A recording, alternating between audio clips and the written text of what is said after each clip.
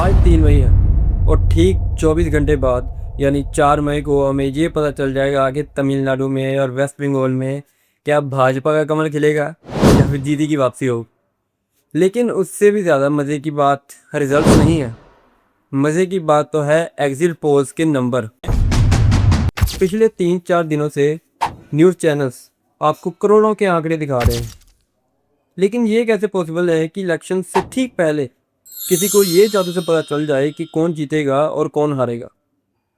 और क्या exit poll सिर्फ एक डेली शो की तरह है या सच में ये जनता की आवाज़ है।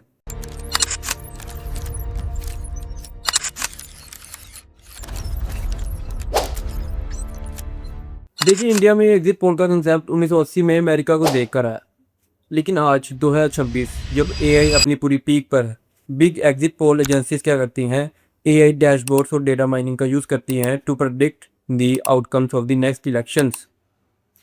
लेकिन फिर भी इतनी ज़्यादा एडवांस टेक्नोलॉजी होने के बावजूद भी एक्यूरेसी का रेट बहुत ही ज़्यादा कम है। याद कीजिए 2024 का लोकसभा इलेक्शन, लगभग हर बड़ा एग्जिट पोल फेल हो गया था। तो फिर आपके मन में ये सवाल होगा कि एग्जिट पोल करता है क्या।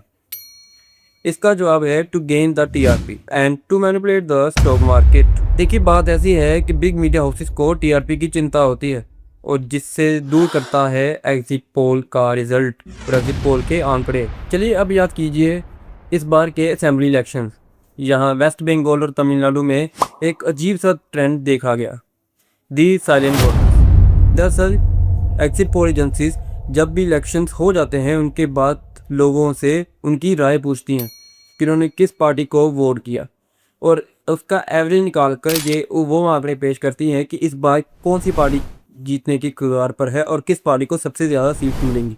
लेकिन इस बार लोगों ने अपनी राय छुपाने का फैसला किया, जिसके बाद कई एजेंसीज ने अपनी रिपोर्ट को पब्लिश करने से मना कर दिया और जिन एजेंसीज ने अपनी रिपोर्ट को पब्लिश किया उन्होंने काफ़ी ज़्यादा सावधानी बरती कि रिपोर्ट में कोई भी आंकड़ा गलत ना आ जाए। अब आपके मन में ये सवाल आया होगा कि एजेंसीज काम कैसे करती हैं। देखिए, इनका जो वर्किंग मॉडल है वो बहुत ही ज़्यादा सिंपल है। उदाहरण के तौर पर आप वेस्ट बंगाल में रहते हैं और आपके वेस्ट बंगाल की पॉपुलेशन 1 लाख है, तो एग्जिट पोल एजेंसीज क्या करेंगी, 1 लाख में से 10% पॉपुलेशन का यानी 10,000 लोगों की राय पता करेगी और उस राय के बेसिस पर ये रिजल्ट निकाला जाएगा कि कौन सी पार्टी इस बार जीत सकती है, कौन सी पार्टी इस बार हार सकती है। इसी को हम कहते हैं एग्जिट पोल प्रेडिक्शन। लेकिन अगर इसमें से 1% भी इनएक्यूरेट डेटा फीड हो जाए तो सारी प्रेडिक्शन धरी की धरी रह जाती है, लेने के देने पड़ जाते हैं। जो भी भविष्यवाणी एग्जिट पोल एजेंसीज ने करनी होती है वो गलत हो जाती है, जिसका नतीजा फॉल्स एग्जिट पोल। इतना सब जानते हुए भी न्यूज़ रूम्स में ये सभी रिजल्ट्स दिखाए जाते हैं, जिसमें यह दिखाया जाता है कि अपनी भगवान है, हमको सब पता है कि हर घर में कौन सी पार्टी की चर्चाएं हो रही हैं। लेकिन अभी तक मैंने आपको जितना बताया ये सिर्फ सिक्के का एक पहलू है।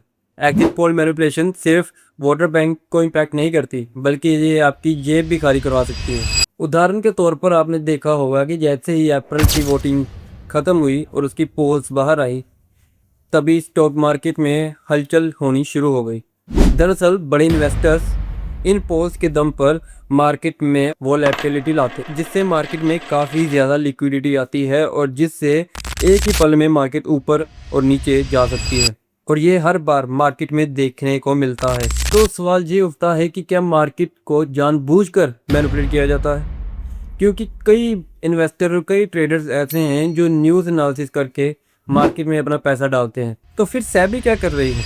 देखिए, सेबी की नज़र इन मूवमेंट्स को ट्रैक करती है, लेकिन लूप होल्स की वजह से मुनाफा कम और नुकसान ज़्यादा होता, जिसमें हमेशा रिटेल और स्मॉल इन्वेस्टर ही फंसता है। अब एक सवाल आपके मन में एक और उठेगा कि इतने सारे विवाद पर इलेक्शन कमीशन क्या करता है। देखिए, इलेक्शन कमीशन का एक रूल है जिसके मुताबिक जैसे ही आखिरी वोट ईवीएम पर पंच होता है उसके 30 मिनट बाद आप एग्जिट पोल्स के रिजल्ट पब्लिश कर सकते हैं। लेकिन सोशल मीडिया पर वोटिंग के दौरान ही एग्जिट पोल के रिजल्ट आना शुरू हो जाते हैं। यहाँ आते हैं पॉलिटिकल पार्टीज़ के वर्कर्स। पॉलिटिकल पार्टीज़ के वर्कर क्या करते हैं कि सोशल मीडिया पर अपनी पार्टी को प्रमोट करना शुरू कर देते हैं, जिससे कि लोगों को मैनिपुलेट किया जा सके, जिसका नतीजा ये होता है कि कई बार लोग मैनिपुलेट हो भी जाते हैं। कई बार तो ये भी देखा गया है कि big news channels exit poll के रिजल्ट एक पार्टी के सबसे ज़्यादा बढ़ाकर दिखाते हैं, जिसके रिजल्ट में कई सारे मासूम लोग मैनिपुलेट हो जाते हैं और कई लोग इसकी चपेट में आकर उसी पार्टी को वोट कराते हैं जिस पार्टी के रिजल्ट्स, जिस पार्टी के एग्जिट पोल नंबर्स सबसे ज़्यादा होते हैं, जिससे कि काफ़ी ज़्यादा पैनिक माहौल खड़ा हो जाता है और लोग कंफ्यूज हो जाते हैं कि किस पार्टी को वोट करें और किस पार्टी को वोट ना करें। तो सवाल उठता है कि अब कैसा क्या किया जाए कि जिससे हम ऐसे एग्जिट पोल के मैनिपुलेशन से बच सकें। तो पहली बात आपको ये पता होनी चाहिए कि एग्जिट पोल्स सिर्फ एक प्रेडिक्शन होती है, ये फाइनल रिजल्ट नहीं होता। आपको उस एग्जिट पोल को सिर्फ एक एंटरटेनमेंट के पर्पज से लेना चाहिए, ना कि the final result. Final result तो भी 4 मई को ही आएगा, तो उससे पहले जो भी आंकड़े news channels, news media houses, social media पर दिखाए जा रहे हैं वो सभी फेक हैं और प्रेडिक्टिव हैं और एक अजम्पशन है। और आप इतने समझदार हो कि एजम्पशंस पर भरोसा नहीं किया जा सकता। Assumptions are always the assumptions and the final result is the actual and the original result. अब देखना ये होगा कि 4 मई को कौन सी पार्टी अपना परचम वेस्ट बंगाल और तमिलनाडु में लहराती है। 4 मई को वेस्ट बंगाल और तमिलनाडु की जनता को तैयार रहना होगा और ऐसे मैनिपुलेशन से बचना होगा। 4 मई को सिर्फ रिजल्ट्स नहीं, एक सत्ता जीतेगी और एक सत्ता हारेगी। अगर आपको मेरी वीडियो से कोई नॉलेज मिली हो तो इसे अपनी फैमिली और फ्रेंड्स के साथ ज़रूर शेयर कीजिएगा। मैं हूं प्रभ और आप देख रहे हैं नैरेटिव बाय प्रभ। Thank you.